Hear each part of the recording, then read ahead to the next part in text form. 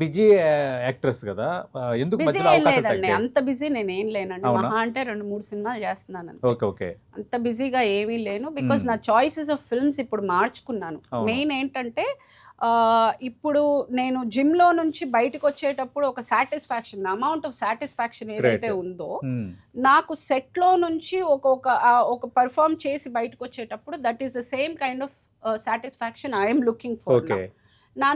నాకు ఇప్పుడు దాకా వస్తున్నదొచ్చి ఒక కేటగరైజ్ చేసి నన్ను ఒక ఒక ఒక ఒక పర్టిక్యులర్ క్యారెక్టర్‌లో ట్రాప్ చేసి పెట్టారు. హ్మ్. Where I feel I'm much more capable. ఇంకా ఎన్నో చేయాలని ప్రతి ఆర్టిస్ట్ కల అవును. అదే. వెర్సటైలిటీ అండ్ కోరుకుంటారు కదా! నాకు ఇంకా ఏదో చేయాలని ఒక ఆశ ఉంది. Okay. And I'm waiting for that. అందుకని కొన్ని మానుకోవాల్సి వస్తోంది. కొన్ని హ్మ్. వచ్చినా కొన్ని డెఫినెట్‌గా వాళ్ళు కన్సిడర్ చేయట్లేదు. ఏమో అంటే నమ్మకం ఉండాలి కదా! వాళ్ళు అలాగే ఊహించుకుంటున్నారు ఓకే. నన్ను.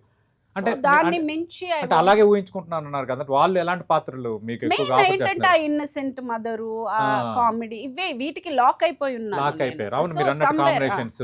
సో అది కొంచెం నేను I also want to come out of that. So దానికి ఐఎమ్ టేకింగ్ టైమ్. ఓకే. మెల్లగా ఏమంటే మదర్ క్యారెక్టర్సే ఇప్పుడు చేసేది, ఏ క్యారెక్టర్ అయినా కానీ ఇప్పుడు ఒక క్యారెక్టర్ ఆర్టిస్ట్‌కి ఏజ్ అనేది ప్రాబ్లం లేదు. And correct. I'm healthy enough, I'm అవును. Young enough to do great. Lot of characters. ఆ! So I want to wait. నాకేం కంగారు లేదు.